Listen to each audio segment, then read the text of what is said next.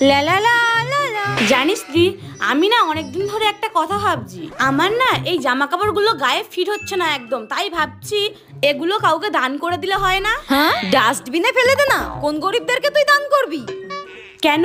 আমি ভাবছি যারা একদম খেতে পায় না বা গরিব দুঃখী মানুষ আছে তাদেরকে এগুলো দান করে দেব। কি বল, ভালো হবে না?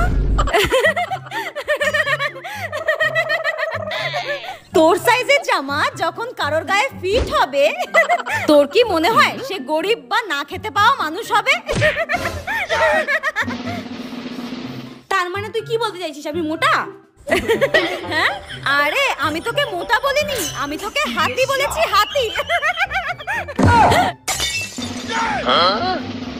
তুই যদি আমার দিদি না হতি তোকে আজকে আমি ধুর, মোটা জলহস্তি একটা, সত্যি কথা বললে গায়ে লাগে। ধুর।